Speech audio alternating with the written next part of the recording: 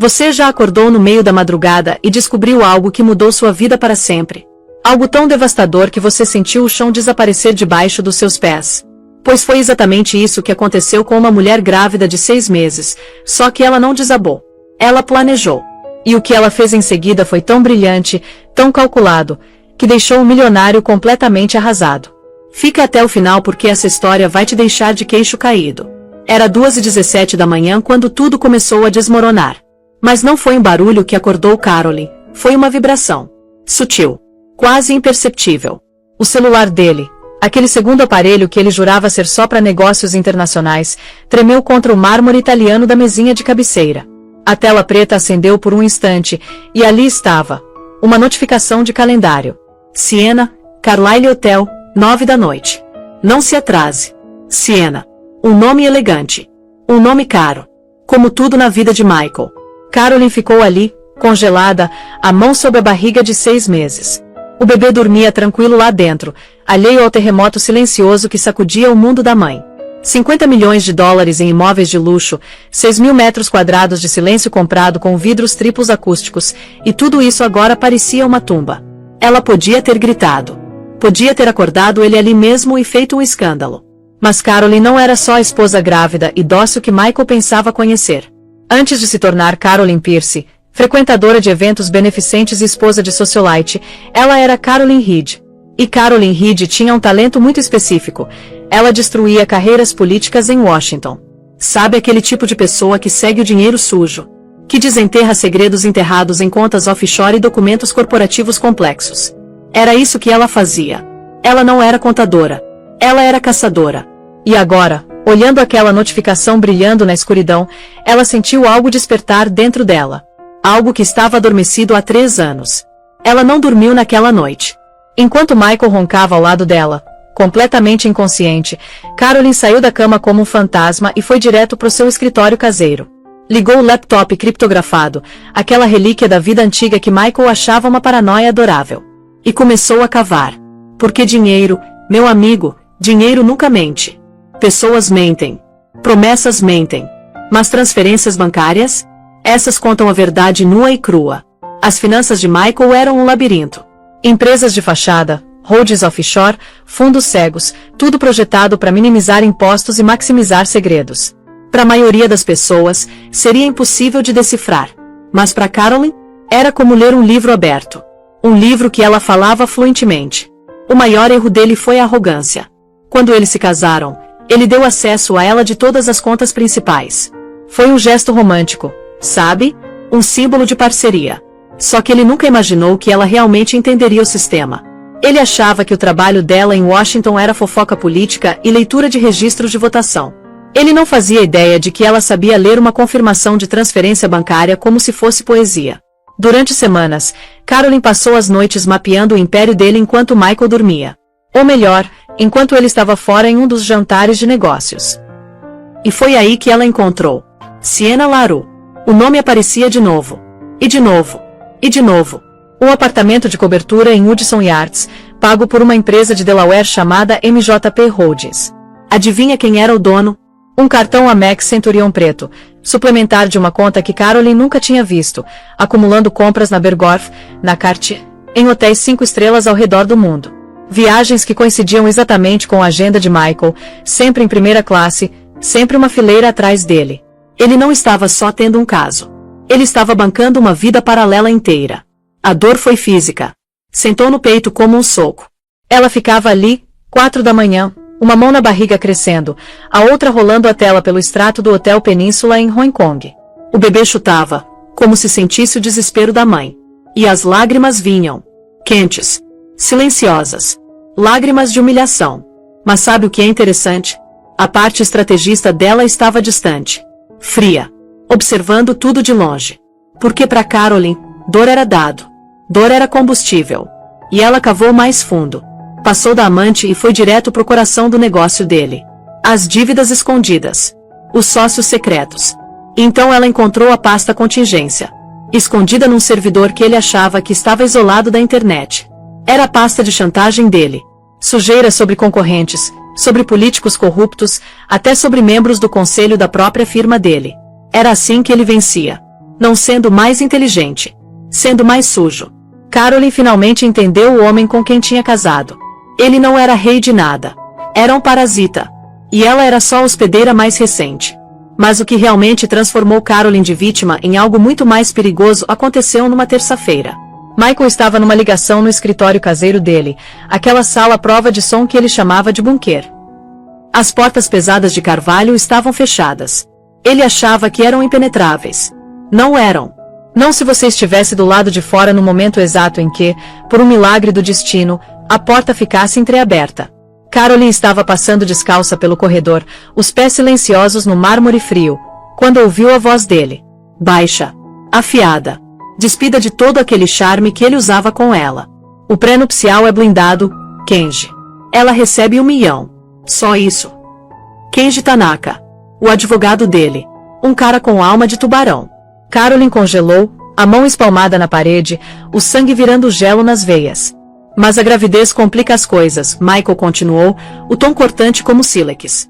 A imagem fica horrível. A gente não pode ter um divórcio bagunçado agora. Não com o novo fundo sendo lançado. Uma pausa. E então vieram as palavras que pararam o coração dela. Então a gente controla a narrativa. A gente constrói um caso. Instável, hormonal, emocionalmente desequilibrada. Vamos conseguir uma avaliação psiquiátrica. Vamos provar que ela é uma mãe incapaz.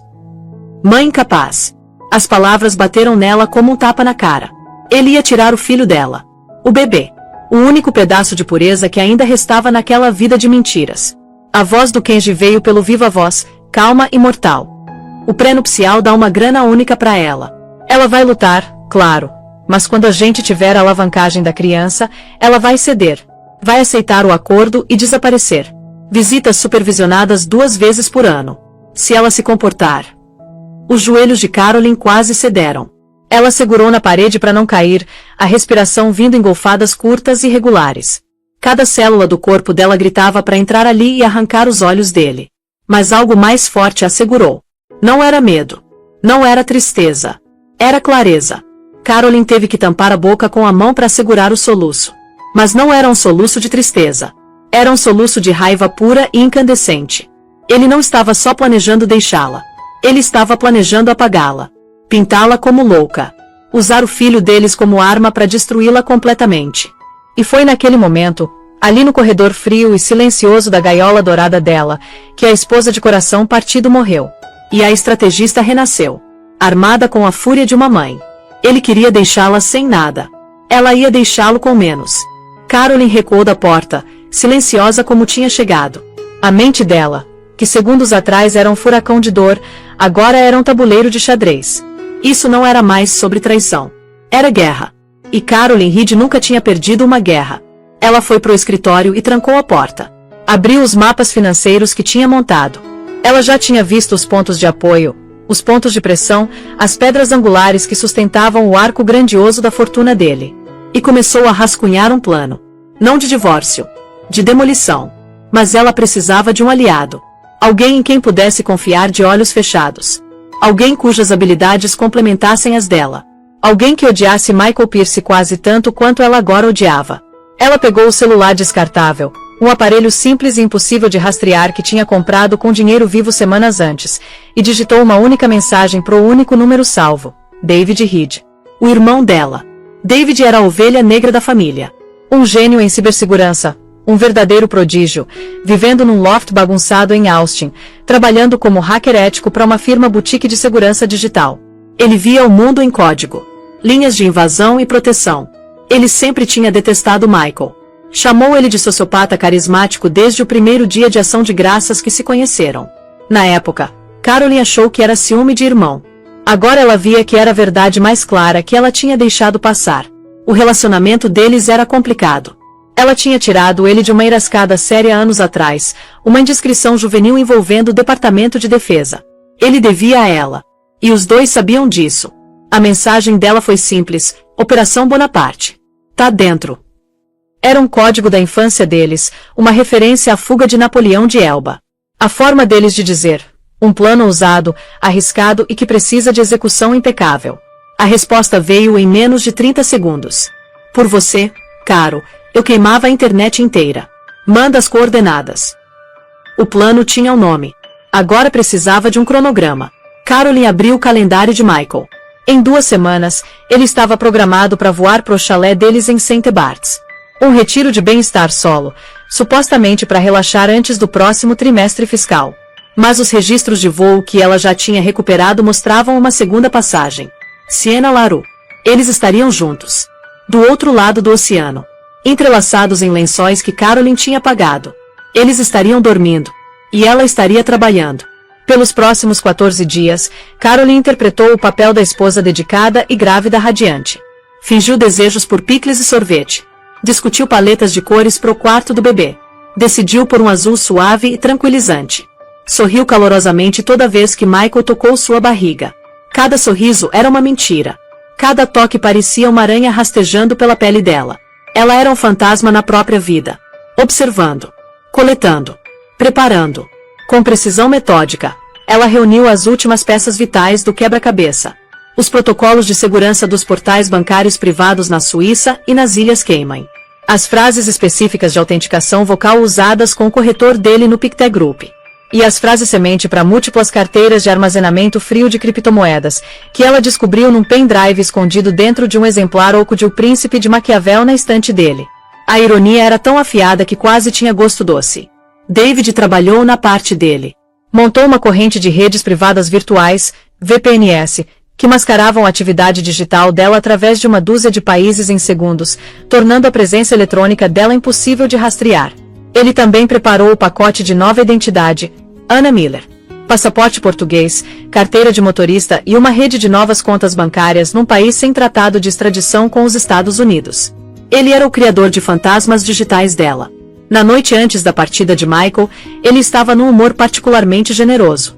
Presenteou ela com uma caixa de veludo. Dentro tinha um colar de diamantes absurdamente grande. Para a futura mãe mais linda do mundo, ele disse, a voz suave como seda. Caroline sentiu uma onda de náusea. E não tinha nada a ver com gravidez. Ela deixou ele prender o colar no pescoço dela. As pedras frias e pesadas contra a pele. Tá lindo, Michael. Obrigada. Vou sentir sua falta. Ele sussurrou, beijando a testa dela. Vou estar esperando, ela respondeu, segurando o olhar dele no espelho. A mulher no reflexo era uma estranha. Um sorriso sereno. E olhos frios como os diamantes na garganta. Ele logo estaria deitado ao lado da amante. Ela estaria esperando. Não pela ligação dele, mas pelo momento em que ela queimaria tudo que ele tinha construído. O voo para St. Barts decolou de Teterboro às 10h05 da noite. Caroline assistiu o ícone do jato particular se mover lentamente pela tela do aplicativo de rastreamento de voo no celular descartável dela, até virar um pontinho sobre o Atlântico. Michael estaria se acomodando, bebericando champanhe vintage. Sienna estaria com ele. A performance tinha começado. A performance de Caroline terminou no momento em que a porta pesada da cobertura clicou atrás dele. A máscara doce e dócil caiu. Ela se moveu pela casa silenciosa e opulenta, os passos ecoando na vastidão. Foi até o closet e removeu o colar de diamantes. Não o devolveu para a caixa de veludo. Deixou cair no carpete grosso, onde ficou deitado como uma serpente reluzente. Nunca foi um presente. Era uma algema. Ela não usaria mais. O centro de comando dela era agora o escritório caseiro branco e austero, transformado. Um segundo monitor, trazido por um mensageiro do David 2 dias antes, estava ao lado do laptop criptografado dela. Um ventilador silencioso zumbia baixinho na mesa. Por perto, uma garrafa térmica de chá de camomila morno, 3 barras de proteína e um power bank de alta capacidade. Essa era a sala de guerra dela. O espaço era frio, estéril, mas vibrava com uma eletricidade que ela não sentia há anos. Essa era caçada. Os dedos dela pairavam sobre o teclado, a mente ciclando por cada passo com clareza cirúrgica. Por baixo, no entanto, o pulso batia erraticamente. Uma pulsação quieta de adrenalina e terror materno. Não haveria segunda chance. A batalha duraria aproximadamente 8 horas. A janela entre Michael cair no sono no meio do voo e o banco privado dele em Genebra abrir para negócios. Ela colocou o headset e iniciou uma chamada criptografada de ponta a ponta com David. Estágio 1. Você tá verde. A voz de Caroline era plana. Composta. Verde em todos os quadrantes, David respondeu, a voz crepitando levemente, mas igualmente firme. Tô dentro da infraestrutura da rede Pierce Capital agora. É uma fortaleza, Carol. mas ele deixou a chave debaixo do tapete. A integração da casa inteligente, ela disse. Não perguntou. Exatamente, David confirmou. Ele conectou tudo. Câmeras de segurança, controles de clima, até o servidor local num único hub de IoT por conveniência. A segurança é apertada, mas o firmware tem uma rachadura minúscula. Tô dentro. Tenho acesso total à rede interna. Posso monitorar cada pacote de dados entrando e saindo. Se um alarme silencioso disparar, eu mato antes mesmo de pensar em discar para fora. Você é invisível. Carolyn respirou fundo e devagar. Ok, David. Tô entrando. A estratégia dela era uma cascata. Engenharia de precisão para velocidade e devastação. Ela não ia só esvaziar uma conta. Ela ia iniciar um colapso financeiro sincronizado em múltiplas frentes. Ela se inclinou para frente, os dedos apertando no teclado. Cada tecla pressionada seria uma ferida. Cada confirmação, uma pequena detonação. Ela não estava só desmontando o império dele. Estava recuperando a própria voz. Uma transação de cada vez. A lista dela estava organizada por liquidez e risco. Primeiros alvos, contas de corretagem. Morgan Stanley e Goldman Sachs. Esse era o núcleo do patrimônio líquido dele. Centenas de milhões em ações, títulos e fundos mútuos. Acessá-los exigia mais que só senha. Exigia um código de autenticação de 2 fatores enviado para o celular principal de Michael. O celular dele estava atualmente a 10.000 metros de altitude, no modo avião. Inútil para ele. Mas não para ela. David, ela disse. Tô iniciando o login do portal Morgan Stanley. Preciso que você intercepte o 2FA. Pronto quando você estiver. Vai. Carolyn digitou o usuário e a senha complexa. Mierskin 7. Ela tinha descoberto semanas atrás. A arrogância dele era a maior aliada dela. O portal pediu um código de 6 dígitos. Peguei, David disse depois de uma pausa tensa de 4 segundos. O SMS foi redirecionado para um número virtual, depois para mim. Tô vendo o pacote. Código é 771.392. Os dedos de Carolyn voaram. 771.392. Acesso concedido. Ela estava dentro. Uma variedade vertiginosa de números, símbolos de ações e registros de transações encheram a tela. Um portfólio que valia mais de 310 milhões de dólares. O coração dela martelava, mas as mãos estavam firmes. Ela tinha ensaiado esse momento na mente 100 vezes. Ela não liquidou tudo de uma vez. Isso dispararia alertas, disjuntores do sistema, sinalizações. Em vez disso, iniciou uma série de negociações estratégicas em bloco. Grandes posições em ações blue chip altamente líquidas foram vendidas em transações cuidadosamente espaçadas. E imediatamente convertidas em dinheiro. Agora vinha o passo crítico. Mover. Ela não podia transferir os fundos diretamente para as contas novas dela. Era aqui que o próprio labirinto de empresas de fachada de Michael entrava em jogo. Ao longo dos últimos 3 anos, ele ocasionalmente tinha usado o nome de solteira dela, Carolyn Reed, para montar pequenas LLCs para a estruturação de investimentos. Cascas vazias. Entidades esquecidas. Até agora. Carolyn tinha silenciosamente e legalmente assumido o controle total de 3 delas. Da conta corporativa da Morgan Stanley, ela iniciou uma corrente de transferências bancárias.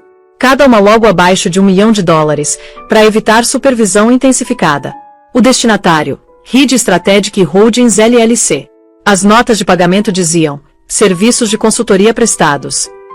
De lá, o dinheiro pularia de Reed Strategic para uma segunda fachada, depois para uma terceira, antes de finalmente pousar no destino final, uma conta corporativa novinha em folha num banco privado em Liechtenstein sob o nome Helvetia Strategic Solutions.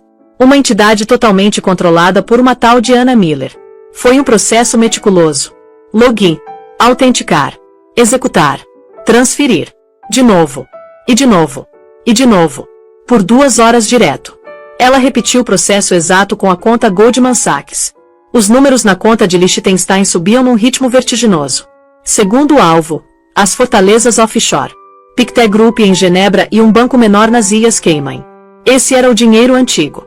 O dinheiro enterrado. E também o mais difícil de invadir.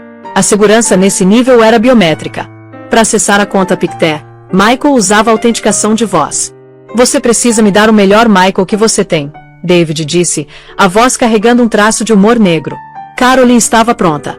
Ela tinha passado semanas compilando horas de gravações da voz de Michael. Entrevistas em podcasts, apresentações principais, e mais valioso, um arquivo que ela mesma tinha capturado dele ditando notas de investimento. Com software de inteligência artificial de código aberto, ela tinha costurado uma impressão vocal sintética aceitável. Ainda era um risco. Ela discou a linha direta do banco privado Pictet. Uma voz suíça-alemã nítida atendeu. Preciso autorizar uma transferência, Caroline respondeu, a voz mascarada por um software avançado de alteração de voz que David tinha fornecido. Claro, senhor. Por favor, declare seu nome e número de conta. Ela deu os detalhes. Obrigado, Sr. Pierce. E agora, para autenticação vocal, por favor declare a frase. O ar da montanha é o mais puro. Era isso. Caroline clicou num botão. A voz digitalmente recriada de Michael Pierce entregou a frase. O ar da montanha é o mais puro. Um silêncio longo e agonizante se seguiu. Verificação bem-sucedida, o bancário disse. Como podemos direcionar seus fundos, Sr. Pierce? Uma onda de alívio varreu ela. Ditou rapidamente as instruções de transferência, movendo o saldo inteiro. 200 milhões de dólares impressionantes. Para a mesma conta de Liechtenstein. Terceiro alvo. A criptomoeda impossível de rastrear. Michael tinha se gabado que era o seguro apocalíptico dele. Ele armazenava as chaves privadas em armazenamento frio no Ledger Nano X. O mesmo pendrive que ela tinha encontrado dentro de O Príncipe. David a guiou pelo processo. Bitcoin. Ethereum. Tudo transferido para uma única carteira anônima. Valor, 80 milhões de dólares. Alvo final, o insulto. A luz do sol começava a manchar o horizonte. 6 da manhã. A janela dela estava se fechando. Era a hora das contas domésticas. Ela entrou na conta corrente conjunta deles. Saldo, 786.045 dólares. Essa era a conta da vida deles. Hipoteca, equipe, a mesada mensal dela. Ela drenou. Até o último centavo. Então fez uma pausa. Permitiu-se um sorriso sombrio. Iniciou uma última transferência. Um depósito na mesma conta conjunta. Exatamente 100 dólares. Então se voltou para a conta corrente pessoal dele. Esvaziou. E deixou $1. Só o suficiente para um café. Ou uma passagem de ônibus. Tinha acabado. Ela se recostou, o corpo tremendo. Os olhos escanearam o total final. Ela tinha acabado de liquidar e transferir mais de 600 milhões de dólares. David. Ela sussurrou, a voz baixa. Acabou. Fase 1 completa. Jesus, caro, David soltou o ar. Tô olhando os registros. É uma guilhotina digital. Você não roubou ele. Você apagou ele. Fase 2, ela disse, já está em movimento. Os dados. O servidor interno de Michael, guardado no porão com controle de clima, continha a vida inteira dele. Cada e-mail, cada contrato. E mais importante, a partição criptografada escondida rotulada contingência. A pasta de chantagem dele. Agora era dela. Tô iniciando a transferência pro cloud seguro, David disse. São 800 gigas. Vai levar uns 20 minutos. Quando terminar, vou limpar o drive fonte. Quero dizer, realmente limpar. Sanitização de nível DOD. Nenhum byte vai sobreviver. Enquanto os dados fluíam, Caroline se moveu pela casa. Ela não levou nada de luxo. Nem as joias, nem a arte, nem as roupas de grife. Fez uma mala. Só o essencial. Os celulares descartáveis, o passaporte novo, o ledger de cripto. As coisas que ela tinha possuído antes de Michael. E as ferramentas da vida que viveria depois. Entrou no quarto. Os travesseiros dele ainda tinham a marca da cabeça. Ela não sentiu nada. Foi até o banheiro principal e pegou o teste de gravidez positivo da gaveta. Aquele que tinha começado tudo. Aquele com suas 2 linhas rosa gêmeas. Desafiadoras e inegáveis. Colocou-o delicadamente no travesseiro dele. O celular dela vibrou. Uma mensagem de David. Download completo. Limpando o drive agora. Você precisa ir, Carol. Agora. O rastro digital sumiu. Agora pague o físico. Caroline desceu a escadaria grandiosa pela última vez. No foyer, fez uma pausa. Os olhos caíram numa foto emoldurada enorme dela e Michael no dia do casamento. Eles pareciam tão felizes. Era tudo mentira. Pegou a única chave da casa da bolsa e colocou na mesa de mármore embaixo do retrato. Então saiu pela porta da frente, deixando destrancada. No fim da longa entrada sinuosa da outra casa deles, a propriedade em Greenwich, para onde tinha dirigido num carro alugado reservado sob nome falso, um serviço de carro impossível de rastrear já estava esperando. O sol estava nascendo. Era o primeiro dia da vida nova dela. E o último dia de Michael Pierce. Ele só não sabia ainda. Michael Pierce acordou com o rumble suave da descida em St. Barts e a voz melosa de uma comissária oferecendo uma toalha quente. Ele se sentia invencível. O voo tinha passado numa névoa feliz e sem sonhos. Ele tinha passado as primeiras 2 horas mandando mensagem para Siena, provocando, antes de cair num sono profundo. Ele era um rei nas nuvens. Voando em direção à amante. Com sua vida perfeita e esposa grávida esperando obedientemente em casa. Desembarcou, passando tranquilamente pela alfândega privada. Logo além, Siena estava esperando. Ela estava radiante num vestido de linho branco. Ele a beijou forte. Uma reivindicação pública possessiva. A espera acabou, ele respondeu, guiando ela em direção à Mercedes preta elegante esperando para levá-los para a vila. O primeiro sinal de problema foi sutil. Quando afundaram nos assentos de couro luxuosos, Michael puxou o cartão Amex Centurion para dar gorjeta ao concierge privado. Minhas desculpas, Sr. Pierce, o homem disse educadamente. Foi recusado. Michael piscou. Recusado? Impossível. Passa de novo. O homem passou. Mesmo resultado. Michael franziu a testa e produziu outro cartão. JP Morgan Reserve. Recusado. Siena assistia, uma pontada de preocupação no rosto. Tá tudo bem, querido. Não é nada, Michael rebateu, a cor subindo nas bochechas. Ele pegou uma pilha grossa de euros da carteira e entregou. Provavelmente um problema de rede. Mas algo frio tinha se instalado sob a pele dele. Ele sentou em silêncio no trajeto. Distraído. Distante. Ficou checando o celular. Abrindo os aplicativos bancários. Credenciais inválidas. Por favor, entre em contato com o atendimento ao cliente. Tentou resetar uma senha. A solicitação de código de confirmação foi enviada pro e-mail dele. Quando Michael tentou acessar a caixa de entrada, foi recebido com outra barreira. Atividade incomum foi detectada na sua conta. O acesso foi temporariamente suspenso. Quando chegaram na vila grandiosa à beira-mar, o humor de Michael tinha azedado completamente. Ele invadiu o escritório como um furacão, batendo a porta. Ele precisava falar com o banqueiro privado dele na Morgan Stanley. David Shane. Sr. Pierce, disse a voz familiar. Bom dia. Estava esperando sua ligação. David, que diabo está acontecendo? Michael disparou. Nenhum dos meus cartões está funcionando. Tô bloqueado de tudo. Houve uma pausa. Quando David Shane falou de novo, a voz estava apertada. Formal. Michael, de acordo com nossos registros, uma liquidação completa do seu portfólio foi iniciada aproximadamente às 11 da noite, horário do leste, ontem à noite. Todos os ativos foram convertidos em dinheiro e transferidos. Michael ficou pálido. O quê? Isso é impossível. Eu estava num avião. Temos os registros, David respondeu, a voz clínica. O login foi verificado. Códigos de autenticação de 2 fatores foram inseridos. Todos os fundos foram transferidos para uma conta holding corporativa. A partir das 13h45 da manhã de hoje, seu saldo de conta conosco é 0. 0. Michael repetiu. A palavra tinha gosto estranho. O mesmo padrão foi detectado na Goldman. David disse baixinho. E acabei de receber alertas dos nossos bancos correspondentes em Genebra e nas Ilhas Cayman. Suas contas offshore foram esvaziadas. O telefone de Michael escorregou dos dedos sem vida. Ele desabou numa poltrona de couro, a mente girando. Isso não era um hack. Um hacker teria deixado uma bagunça. Isso foi cirúrgico. Isso não foi aleatório. Foi pessoal. E então o pensamento veio. Tão absurdo, tão massivo, que quase o fez rir. Caroline. Não. Impossível. Caroline doce e dócil. A mulher que planejava eventos beneficentes. A mulher que não poderia possivelmente. Ele agarrou o telefone e discou o número dela. Direto para a caixa postal. Ligou pro telefone fixo da casa. Tocou e tocou. Sem resposta.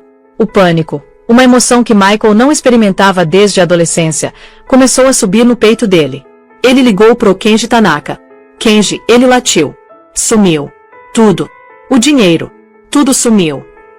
Michael, Kenji disse firmemente. Vai devagar. Me conta o que está acontecendo. Michael relatou a história. Quando terminou, Houve um silêncio longo e pesado. É ela, Michael sussurrou. Tem que ser ela. Sua esposa, Kenji soou duvidoso. Michael, ela planeja festas, não roubos financeiros. Você não conhece ela, Michael gritou. Teve uma vida antes de mim. Ela trabalhava em Washington. Pesquisa de oposição. Forense, alguma coisa.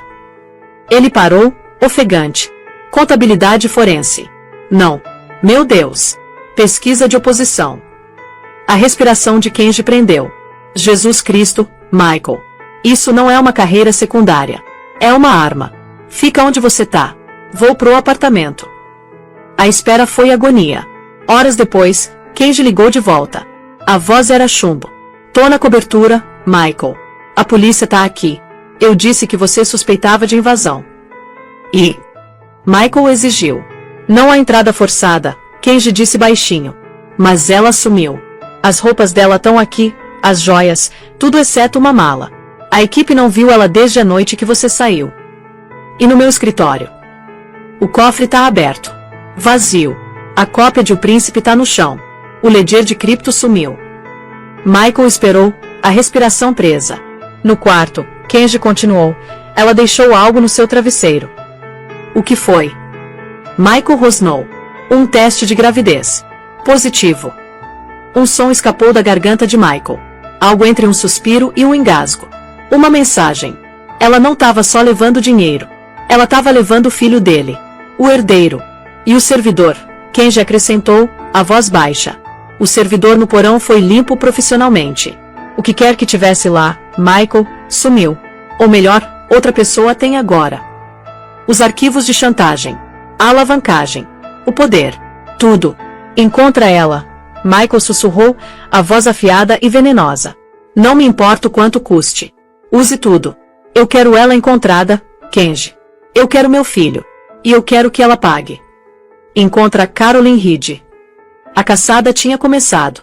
Mas Carolyn Reed não existia mais. Uma semana depois, uma mulher chamada Anna Miller, visivelmente grávida, desceu de um trem em Lisboa, Portugal. Ela usava roupas simples. O cabelo antes brilhante cortado curto e tingido de um castanho sem graça. Ela fez check-in num apartamento modesto pré-pago com vista pro Rio Tejo. Naquela noite, ela recebeu uma mensagem criptografada de David. Eles são bons, Carol. A equipe do Kenji é afiada. Tão rastreando o fluxo de dinheiro. Encontraram a conta de Liechtenstein. Tão movendo para congelar.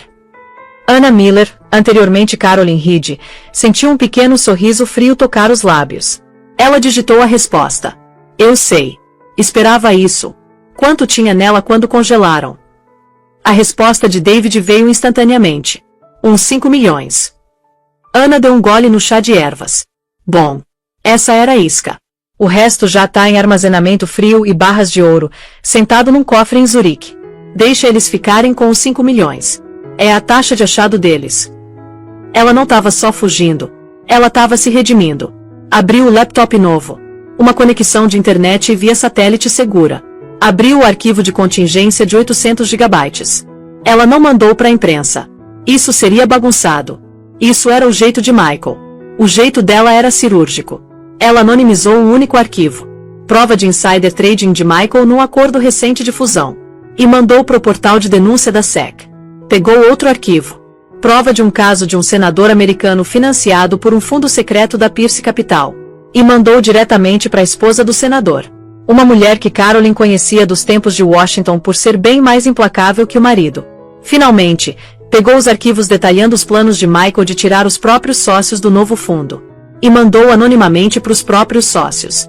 Ela fechou o laptop. A tempestade tinha sido desencadeada. Não era sobre o dinheiro.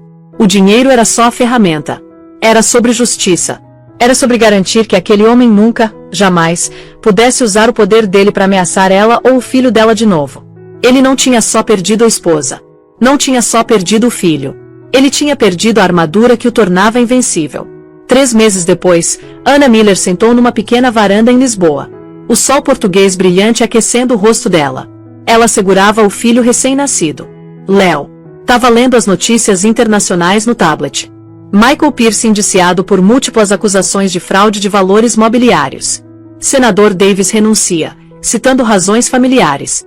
Pierce Capital Partners entra com pedido de falência do capítulo 11 após golpe interno.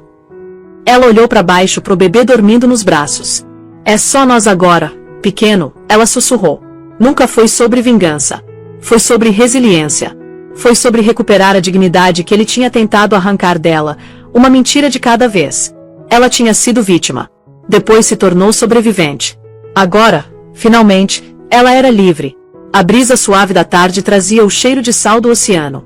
Léo mexeu levemente nos braços dela, os dedinhos minúsculos se abrindo e fechando como se agarrasse algo invisível. Caroline. Não, Ana agora, sentiu algo que não sentia há tanto tempo que quase tinha esquecido o nome. Paz.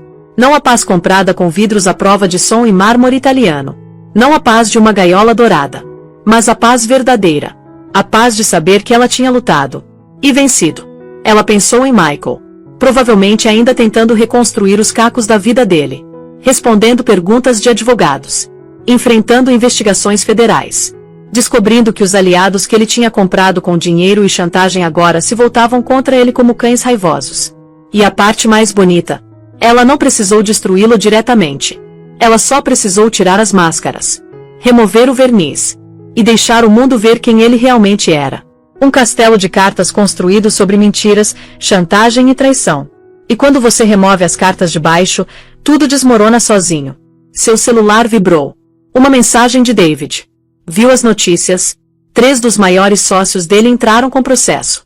Estão alegando fraude fiduciária. E tem mais. A Siena desapareceu. Parece que quando o dinheiro secou, o amor também secou. Irônico, né? Ana sorriu. Ela digitou de volta. Não é ironia. É karma. Ela colocou o telefone de lado e olhou pro horizonte. A cidade de Lisboa se estendia diante dela em tons de terracota e ouro pálido. As ruas estreitas e sinuosas cheias de vida. Tão diferente das avenidas largas e vazias de Manhattan. Ela tinha perdido muito. A vida de luxo, o sobrenome, a identidade que tinha construído por 3 anos. Mas ela tinha ganho algo muito mais valioso. Ela tinha recuperado a si mesma. E agora tinha Léo. Um filho que cresceria conhecendo a mãe de verdade. Não a boneca troféu silenciosa que Michael tinha moldado. Mas uma mulher forte. Uma sobrevivente. Uma lutadora. Ela se inclinou e beijou a testa morna do bebê. Vou te contar uma coisa, meu amor, ela sussurrou.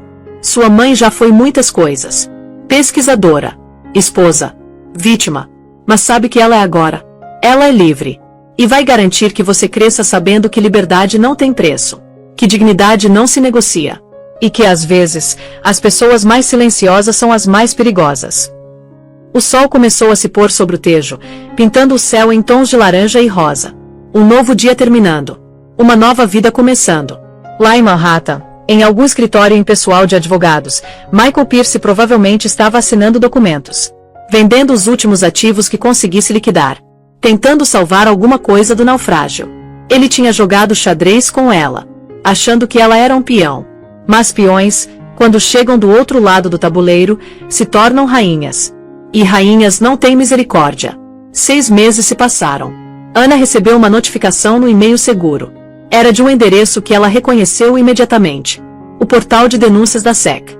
Sua denúncia anônima sobre as atividades de insider trading da Pierce Capital resultou numa condenação bem-sucedida. O réu foi sentenciado a 8 anos de prisão federal. Como denunciante qualificado, você é elegível para uma recompensa monetária de acordo com o programa de whistleblower da SEC. Ana leu a linha seguinte. Seus olhos se arregalaram. Prêmio estimado, 27 milhões de dólares. Ela começou a rir. Baixinho no começo, depois mais alto. Até Léo acordar e olhar para ela com aqueles olhos grandes e curiosos. Desculpa, meu amor, ela disse, segurando ele contra o peito. É que, sabe de uma coisa. Às vezes o universo tem senso de humor. Ela não precisava do dinheiro. Tinha o suficiente guardado para viver confortavelmente pelo resto da vida. Mas saber que o próprio crime de Michael tinha gerado uma recompensa para ela? Poesia. Pura poesia. Ela decidiu ali mesmo. O dinheiro iria para algo bom. Criaria uma fundação. Para ajudar mulheres saindo de casamentos abusivos. Para fornecer recursos legais, apoio financeiro, novas identidades se necessário. Porque Caroline tinha tido habilidades raras. Conhecimento especializado. Recursos que a maioria das mulheres na situação dela nunca teria. Mas toda mulher merecia uma saída. Toda mulher merecia a chance de recomeçar. Ela olhou pro bebê nos braços. Pro apartamento simples mas acolhedor ao redor deles. Pro futuro que se abria na frente como um livro em branco. E pela primeira vez em anos, Carolyn Reed, Anna Miller, quem quer que ela fosse agora, sentiu algo que tinha certeza de que nunca sentiria de novo. Esperança. Então, o que você achou dessa história? Porque, veja bem, quando a gente pensa em traição, geralmente imagina gritos, choros, confrontos dramáticos. Mas às vezes, a vingança mais poderosa é silenciosa. É calculada. É cirúrgica. Carolyn não destruiu Michael com raiva. Ela o desmontou com precisão. Ela usou as próprias ferramentas dele contra ele. As empresas de fachada. As contas offshore. A arrogância. A subestimação. E sabe qual é a lição mais importante dessa história toda? Nunca, jamais, subestime alguém só porque ele escolheu ser gentil com você. Porque gentileza não é fraqueza. Silêncio não é ignorância. E amor não é cegueira. Carolyn amou Michael. De verdade. Ela confiou nele. Se entregou àquele casamento de corpo e alma. Mas quando ele mostrou quem realmente era, quando ele revelou que estava planejando não só abandoná-la, mas destruí-la e roubar o filho dela, ela não desabou. Ela despertou. E usou cada habilidade, cada conexão, cada pedacinho de conhecimento que tinha acumulado ao longo da vida para virar o jogo. Michael tinha todo o poder, todo o dinheiro, todas as conexões. Mas ele tinha um ponto fraco fatal. Ele achava que era mais esperto que todo mundo. E essa arrogância foi exatamente o que o destruiu. Porque no final das contas, você pode ter todo o dinheiro do mundo. Pode ter os melhores advogados. As conexões mais poderosas. Mas se você subestimar a pessoa errada, se você acordar a pessoa errada, você perde tudo. E a parte mais bonita dessa história, Carolyn não precisou se tornar um monstro para vencer. Ela não usou violência. Não fez nada ilegal tecnicamente. Ela só usou o próprio sistema dele contra ele. Ela jogou o jogo dele. Só que melhor. Muito melhor. Então, se essa história mexeu com você, se te fez pensar, se te fez sentir algo, deixa aquele like aí embaixo. Porque histórias como essa precisam ser contadas. Histórias de mulheres que se recusaram a ser vítimas. Que encontraram força onde ninguém esperava. E se você conhece alguém que precisa ouvir essa mensagem, que precisa lembrar da própria força, compartilha esse vídeo. Porque nunca se sabe quando alguém precisa ouvir que é possível recomeçar. Que é possível lutar de volta. Que é possível vencer. E não esquece de se inscrever no canal para mais histórias de justiça, de segundas chances, e de pessoas comuns que fizeram coisas extraordinárias. Porque no final do dia, a gente não precisa de superpoderes para ser forte. A gente só precisa se recusar a desistir. A gente só precisa lembrar quem a gente realmente é. E às vezes, só às vezes, a gente precisa lembrar aos outros que subestimar a pessoa errada pode ser o maior erro da vida deles. Até a próxima história. E lembra, nunca subestime o poder de uma mulher que decidiu que chega é chega. Tchau, pessoal. E fiquem fortes.